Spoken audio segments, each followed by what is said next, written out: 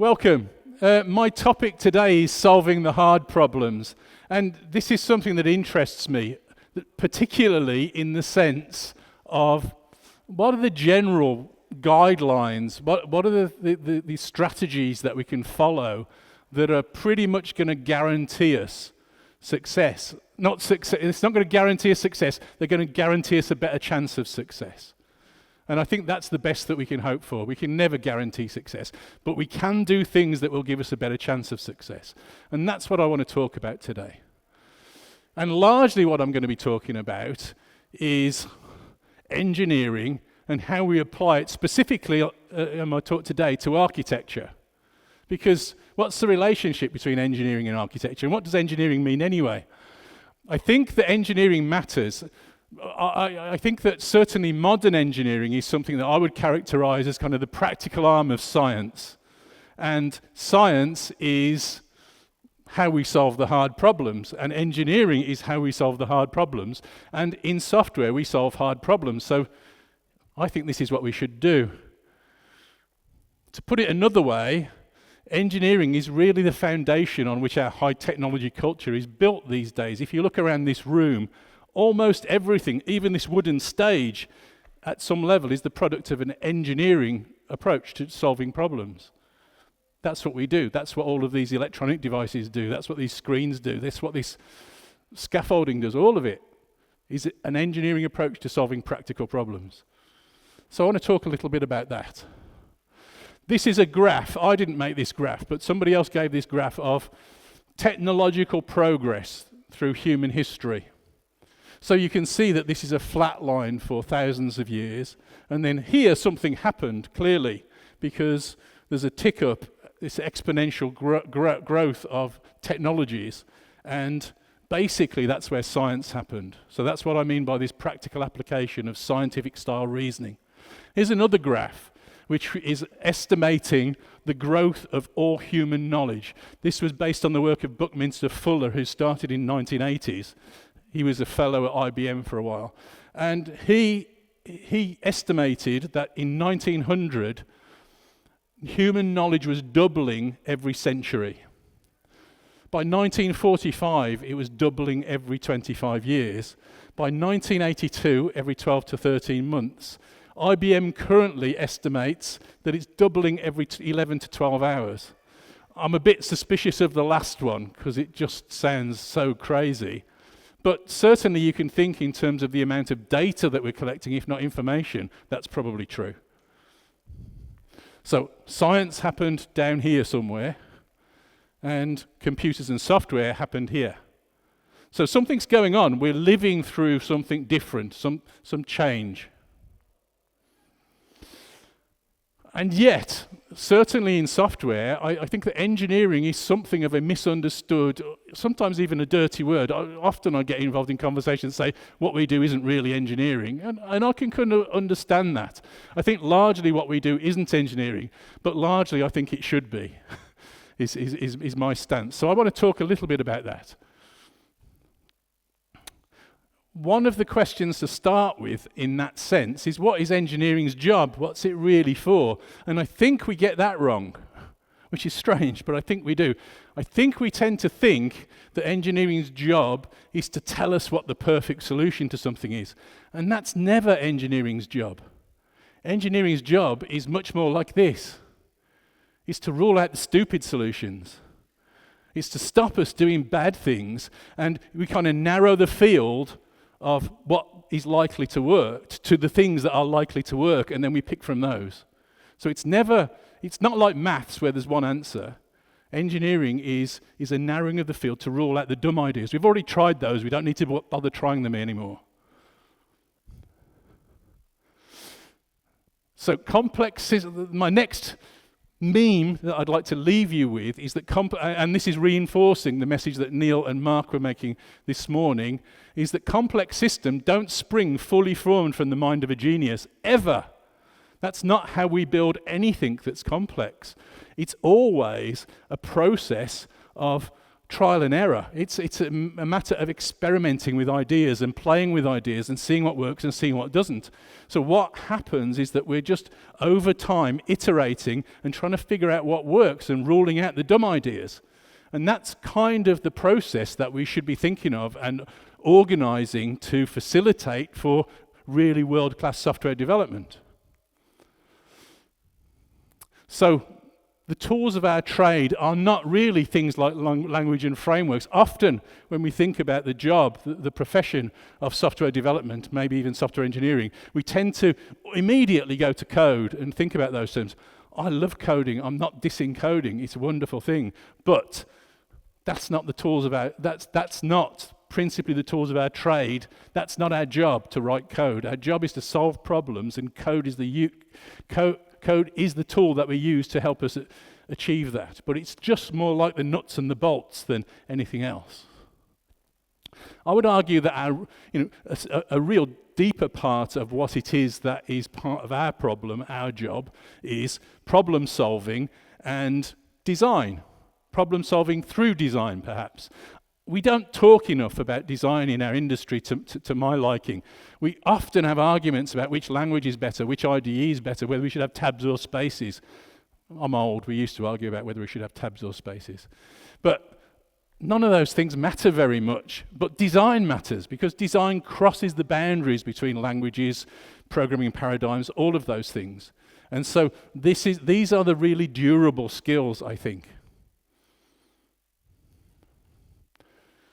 So, I would say specifically because of that problem, solutions don't spring fully formed from somebody's mind, is that it's about incremental design. It's about organising our design practice so that we can incrementally, effectively grow our systems. We can kind of steer towards that sea of possibly good solutions, and we can guide our learning as we go.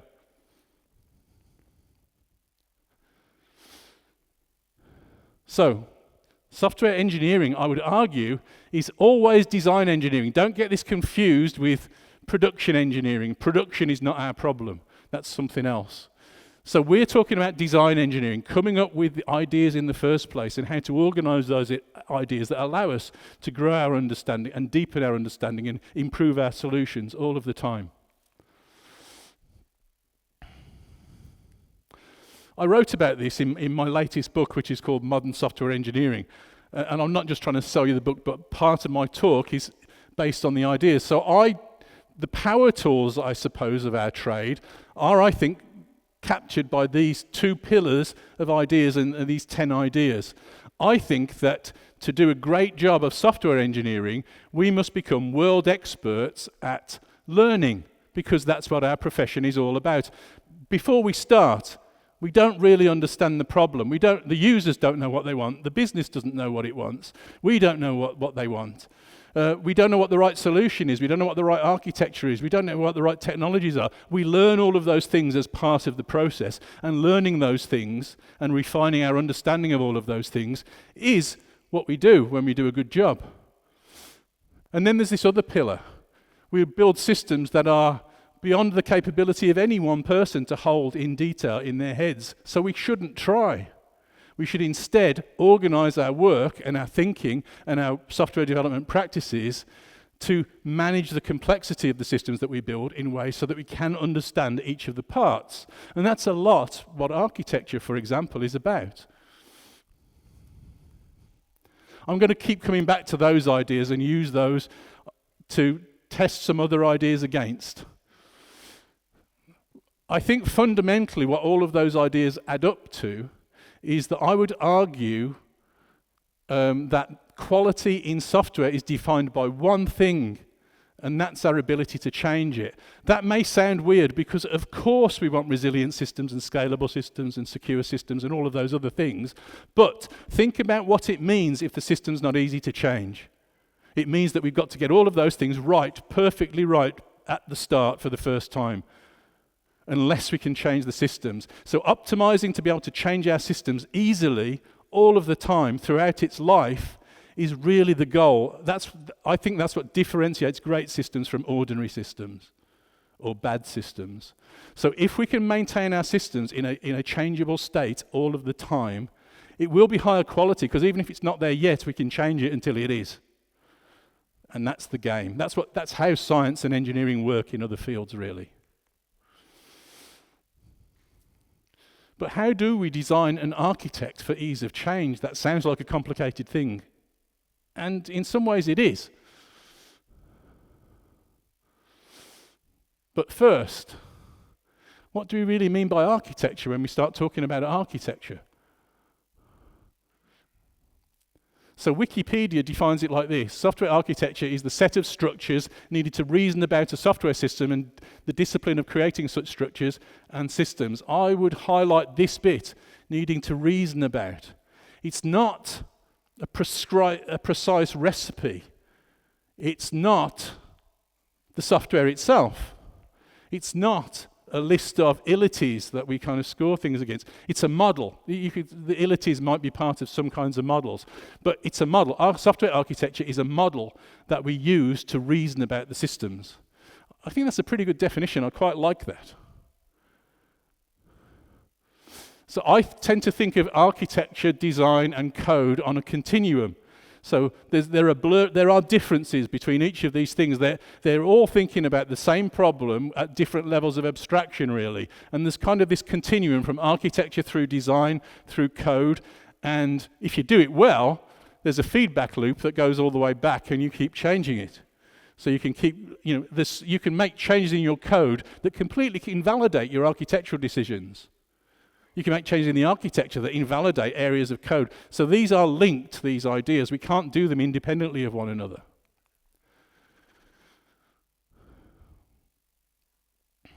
So what we're talking about for the rest of this today is really continuous architecture, or evolutionary architecture, or incremental architecture.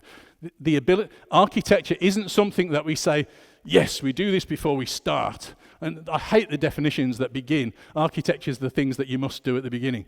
I loathe that as an idea, because that means it's going to be poor architecture or off-the-shelf architecture. It's not going to be able to tailor it to fit the purpose of the systems that we're building.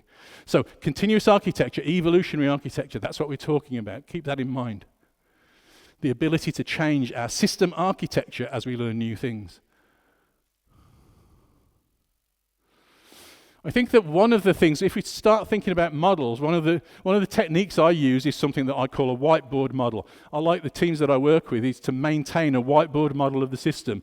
And I call it a whiteboard model because the idea is that certainly the senior members of the team, but usually everybody on the team, can recreate that model from memory on a whiteboard. And that limits how detailed it is. It limits the scope of it. We don't want it to be at the same level of abstraction as code. We want it to be intentionally vague. We want it to be vague enough that we can change our minds about some things without invalidating that model. So we want it to be somewhat abstract. And I tend to think of it rather like the tourist map of somewhere like a zoo. If you take your kids to the zoo, you'll probably have a map like this. It's not geographically accurate. The distance is kind of approximately right, but the topology is exactly right. If I follow this road and I turn left, I'm going to get to the kangaroos.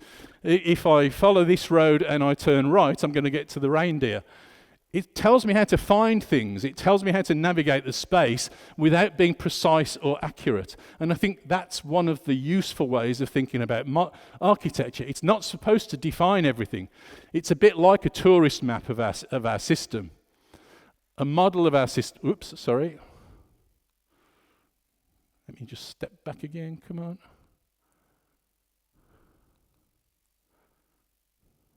Oh.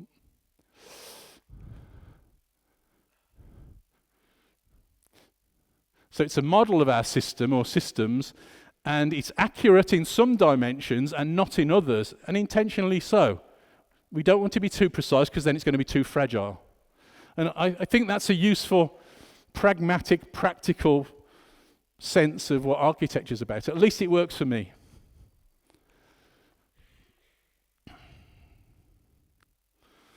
The next big idea really that's sort of foundational is one that I mentioned before in terms of the ideas to optimize for learning, and this is the idea of iteration.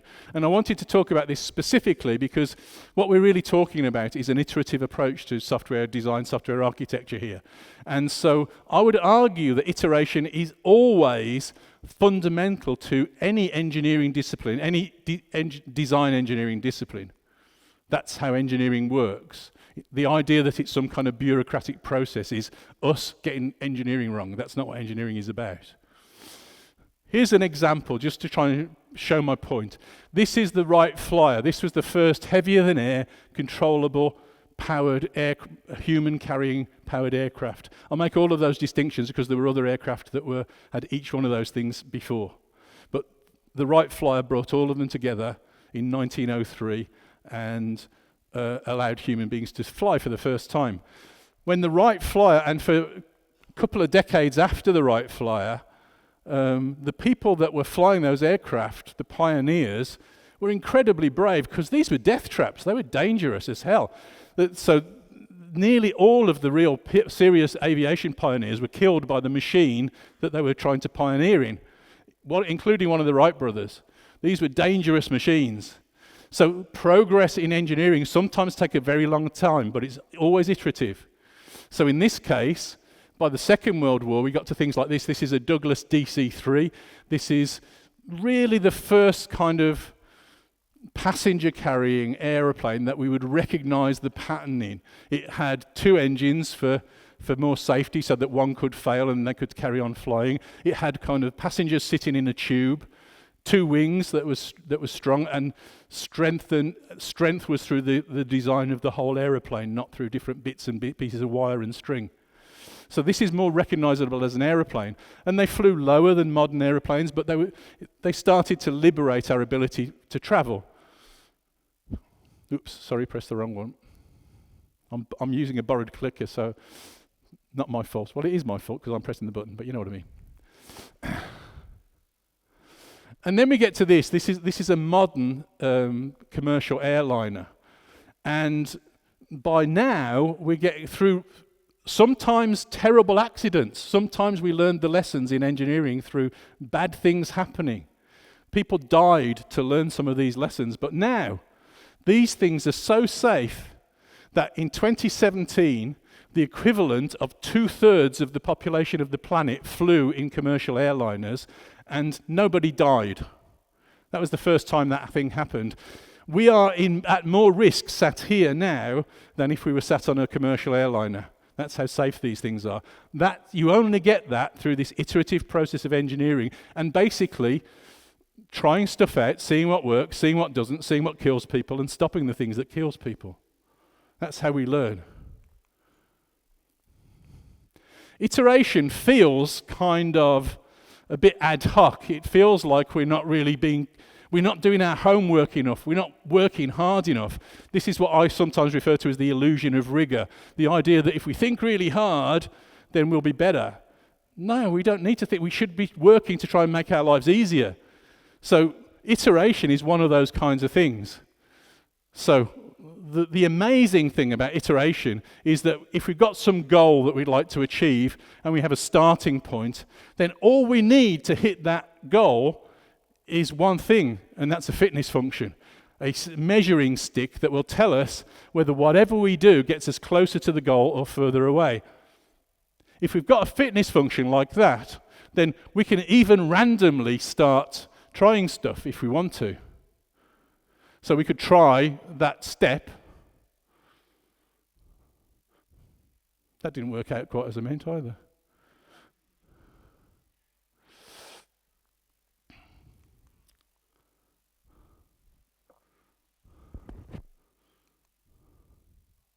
So we could try a small step like that, measure that against our fitness function. If it moves us further away, we discard that step. If it moves us closer to our destination, we keep the step and then move the starting point to where we ended up after that small step. That is a much, much more powerful way of hitting problems. As I said earlier, that's how science works, that's how engineering works, that's how machine learning works. That's a much more rigorous, it's how evolution works, it's a much more rigorous way of solving problems. We don't have to be as smart to solve the problems that way, because we don't have to be smart at all. If we're smart, we can optimize it by choosing steps that we think are more likely to move us in the right direction, but we don't have to be right. I think that what this leads to, and the rest of my talk is going to be talking about these things. These are more tools of the trade that will help us in the direction of achieving these kind of evolutionary designs and architectures, I think. So let's talk about those. That was in the wrong place. That's why it didn't work before. So that's going in the wrong direction, and so we stop doing that, and we instead try another thing that moves us in the right direction, so we keep that one, and so on. Eventually, we'll hit the goal. This is true. Somebody asked a question at the end of Mark's and Neil's talk about what happens if your requirements are changing. This is what you do if the requirements are changing. If the goal moves, you change the fitness function. That's it. And you'll hit the new goal.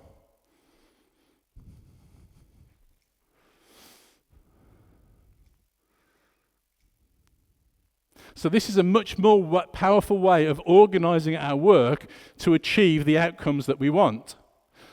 One way to think about this in terms of being able to define what we mean by a fitness function, to my mind at least, this is in terms of these engineering principles that I'm talking about, is tests as a fitness function. We can think of each one of these little steps along the way as a test, and that representing the fitness function for different features that we believe are useful. There might be other kinds of fitness functions. We might be measuring things like, how many new users we sign up, or how much money this new feature makes, and stuff like that.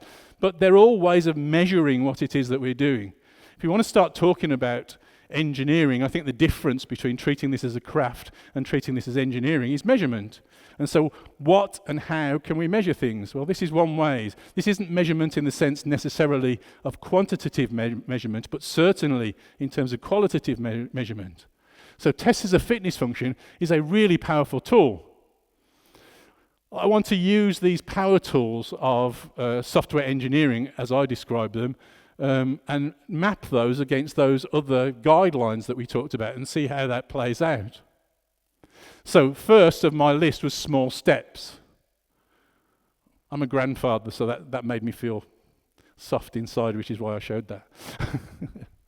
So taking small steps doesn't really make a huge impact on managing complexity, but certainly helps us to optimize for learn, because we've got more opportunities to learn, we've got more opportunities to understand the feedback that we're gathering from the system, and so on.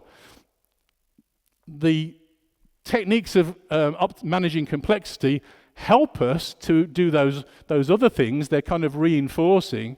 This isn't a simple one-way model. These things are a little bit entangled, but it's certainly a powerful model to my mind. So we can use this as a guide rail. So taking small steps gives us the freedom to be wrong, which is a huge freedom. We're able to try something, and if it is wrong, because we're controlling the variables and managing what our learning, we can learn more at that point when we find out where we're wrong. So working iteratively with good feedback is vital. It increases our confidence, reduces risks, and reduces costs. What do I mean reduces costs? Well, here's the alternative. This is big bad idea. Let's imagine this idea costs us 10,000 units of money to implement, and we miss our goal, because we're likely to miss our goal if we take a big step like that. We're almost certainly going to be wrong in some dimension or other.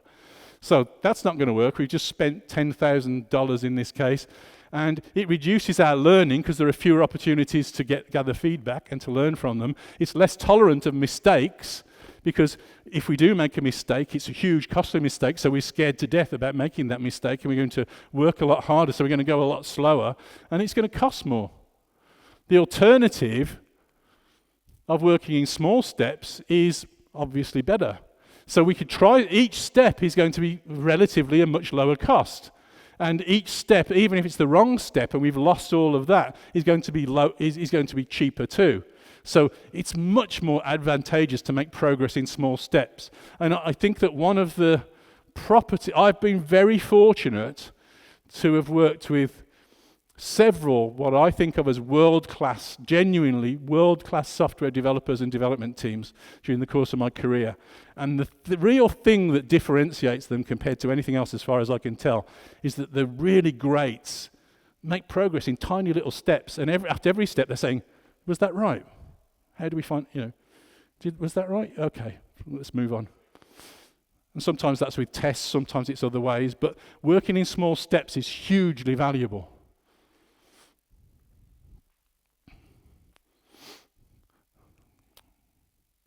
Keep pressing the wrong button still, sorry. You get to see I spend stages on the animation, so you get to see my animations twice, so that's a bonus maybe.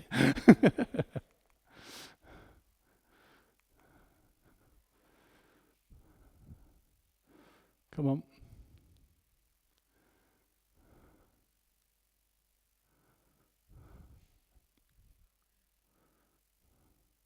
So we hit the goal. Okay, so the small steps give us greater visibility into what's going on.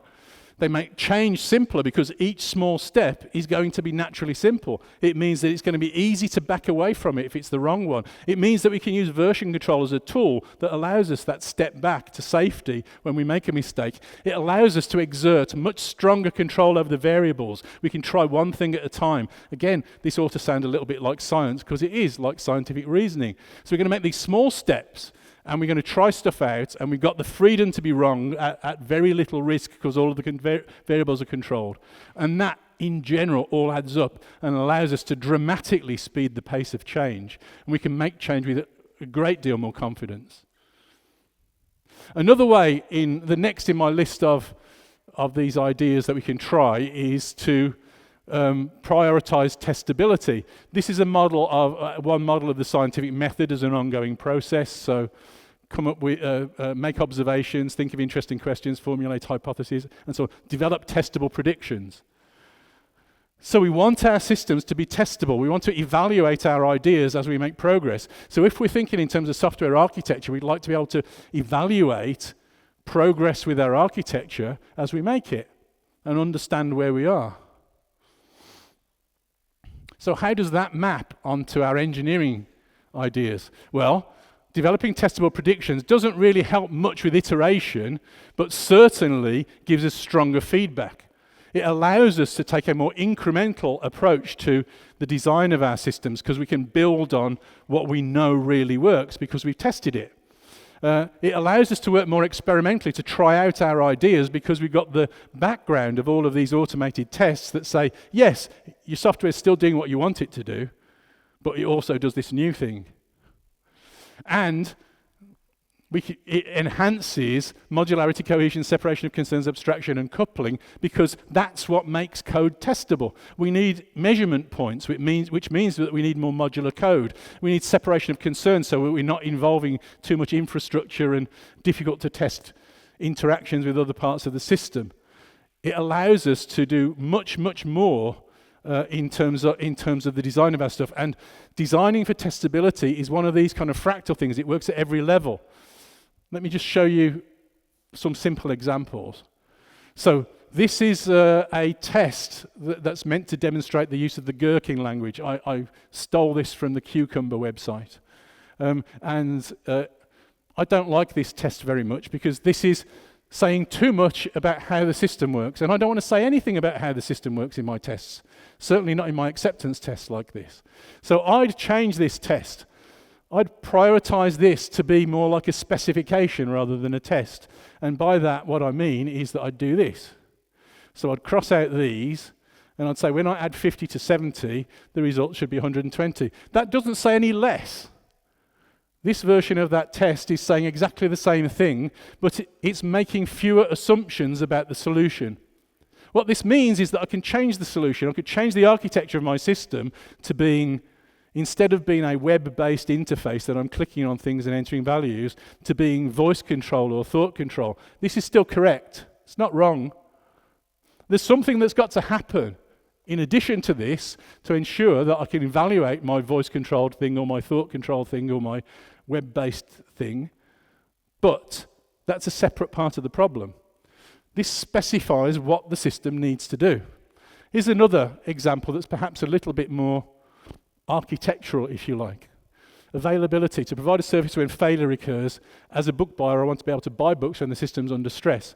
So let's imagine a scenario of a warehouse outage. I've ordered the book Modern Software Engineering, available at your favourite bookstores, and the warehouse is out of commission.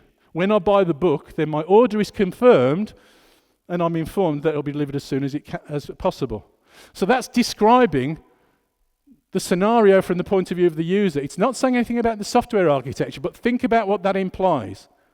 Think about what that means in terms of the design, the architecture and the design of our software.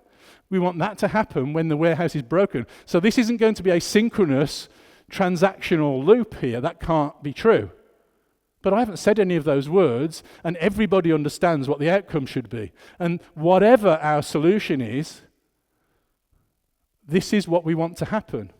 So trying to specify what we want to happen is part of defining what the constraints are that allow us to architect systems. Here's another version. So this time latency. In order to respond in a timely manner, as a financial trader, I want to have my trade confirmed in under a millisecond. Now this is very specific, precise even, without telling us, again, anything at all about the design of the system or the architecture of the system. So adding a trade to an order book is the scenario. Given I've placed a buy order for Microsoft of 100 at 418.3 and my price is not matched, when I place the order, I am notified that my order is in the order book within 1 millisecond of it being placed. And this is when the So this is defining what we want from the user's perspective without needing to specify anything else. This allows us the freedom now to come up with whatever the solution is, even to change the architecture that delivers this. I can talk from personal experience of exactly this case. I was involved in a team that we built one of the highest performance financial exchanges in the world, and we had tests that were exactly like this, and we re-architected the system 4 times to make it fast enough, because it wasn't fast enough. And we kept these tests passing through all of those changes because they specified what mattered, not how we achieved what mattered. So it gave us freedom to evolve. The next in my list of ideas is that architecture isn't a thing written on tablets of stone. It's an evolving, changing thing. So a good way, I think, to think of architecture is that it's always a snapshot of the current state. So we could imagine starting out with an architecture like this for a very simple web-based system. And then some new feature comes along, and we decide, oh, well, we'd like to be able to scale a bit more. So let's re-architect it to look something like this. And then say, okay, but that's not enough either, so let's do it like this. At each point, we're kind of taking this still of what the architecture is. And we want to maintain that. We want to keep that current state. And we want to keep a picture of that, an understanding and a clear understanding in the development team of what that is. But it's this evolving picture. It changes over time. So at each point, we're taking it. The architecture of the system is the current snapshot, and the current view of the architecture is what really matters. So how does that play out against our things? Well, this is fundamentally about optimizing for learning, by allowing us the freedom to be able to evolve our architecture, to allow us the freedom to have got it wrong the first time, or at least not done it enough, and certainly not have done it as some big upfront ivory tower exercise of building it before we really understand the problem. This allows us the freedom to understand the problem and grow our architecture as we grow our software.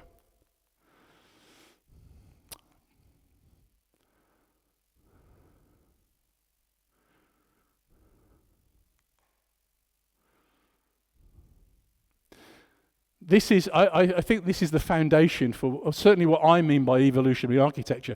When I start a new system, I might have a vague sketch in my mind of where this may go. I'm experienced as an architect. I'm probably going to have opinions. But I don't know.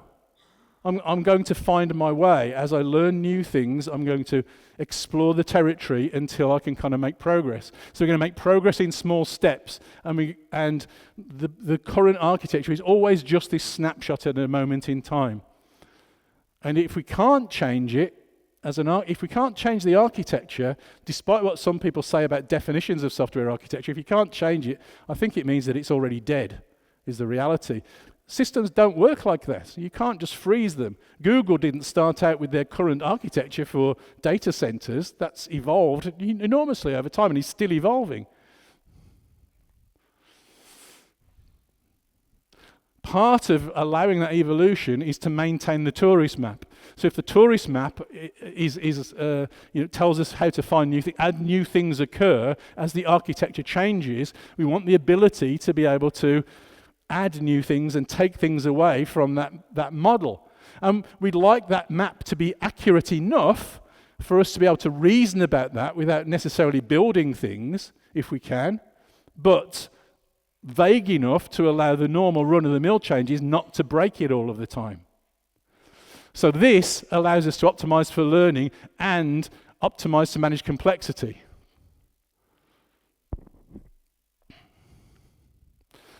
Prioritizing for ease of change is what these things are all about, these engineering disciplines fundamentally. And this is the territory of continuous delivery. So these are ideas that my work over the last 20 years or so it comes together into a whole model in my head anyway. And so the idea of continuous delivery is working so our software is always maintained in a releasable state. That means that our architectural decisions, our design decisions, our code is all working, it's all deployable, it all works. We validate it against tests like I've described earlier that validate the scenarios of use of the system to keep us honest and to make sure that we're not breaking things.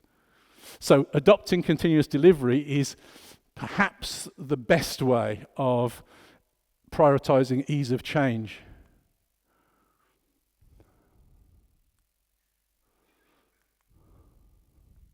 So how does that? Well, that really is supporting all of our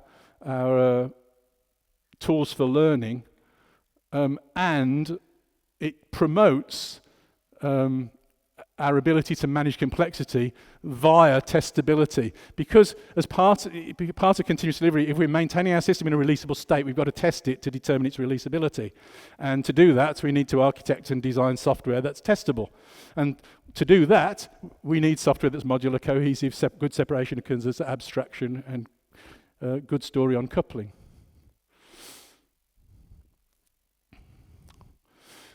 Separation of concerns is a bit strange. Although I've referred to this a few times, I've kind of called it out because I think it's a particularly useful tool. So if we've got something that's doing both process and store, it's probably going to be better if we separate out those two concerns so that each part of the software is responsible for doing one thing and doing that thing well. This allows us more freedom, and it enhances our feedback because we can test closer to the edges of each of those things, making sure it's doing the job, so the testing is simpler. We've optimized for testability once again. It allows us to incrementally develop. So if we decided that we wanted to process things and store them in a relational database, and then later we think, nah, it should be a graph database, we can just change the store bit of the problem and separate those ideas. So separation of concerns gives us a lot more flexibility, allows us to try out ideas like that, and helps us to optimize to manage the complexity because of the testability that we get through doing those kinds of things. The other vital part of all of this is, as I said, architecture isn't a static thing that we do at the beginning. It's about adapting to the context, and it's about adapting to the current context. So that each of those snapshot moments, it's the best architecture that we know that we need for the current state of the system. So let's imagine that we've got a requirement to be able to place orders for a customer. We don't need any more than this.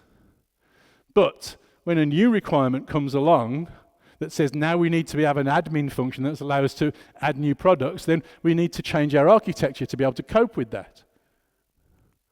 and we need it to be more resilient in the face of failure, we probably need to distribute things, and we need the system to work differently. So we need to change it to match that. And at each of these points, we've got a snapshot of the architecture as it evolves through our deepening understanding and our richer implementation of the problem.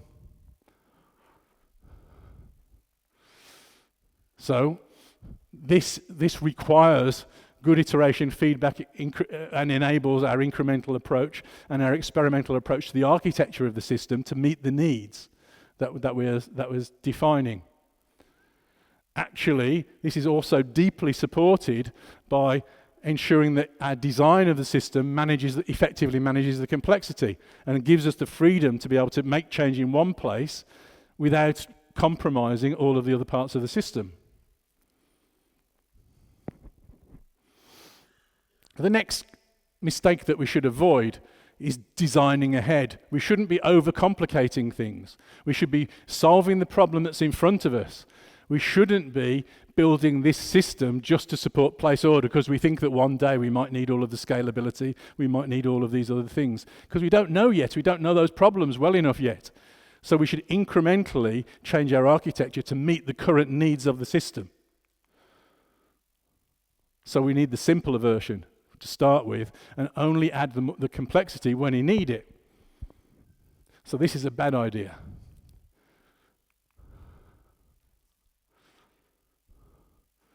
So once again, helps us optimize to learn. Once again, our ability to do this is enabled by managing complexity, the engineering disciplines around that.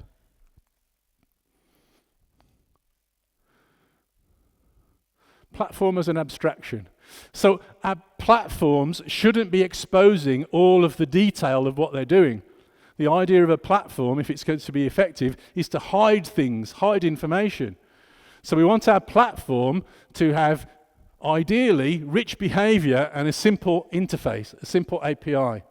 So that's kind of what we're trying to do. We're trying to consciously abstract our interactions with other parts of the system so that we can interact with them safely without understanding all of the detail of how they work. So how does that play into our model? Well, it helps us to iterate more quickly because we're talking to the simpler abstraction rather than the detailed thing. It's not really about optimizing feedback, but it allows us this more incremental approach because change can happen in one place without it necessarily being forced on everywhere else in the system. And this, once again, is deeply facilitated by our tools for managing complexity. And the last in my list is manage coupling. So if we've got some interactions that are deeply coupled like this, coupling's complicated. It's not just about saying loose coupling's good, tight coupling's bad. Sometimes tight coupling's the right thing, strong coupling's the right answer to some kinds of problems. But managing coupling appropriately is the way I think that we should be thinking about this. So if we can kind of crush things down through abstraction to something like this is less coupled than the previous picture. And so this would allow us more flexibility, more information hiding between different parts of the system. And this is deeply enabling all of these things. So I would argue that the engineering principles that I think define what good practice is in software development, these things, are almost impossible to achieve without grasping the idea and the concepts of evolutionary architecture and allowing ourselves the freedom to sometimes get things wrong, try stuff out, evaluate what works and discard what doesn't.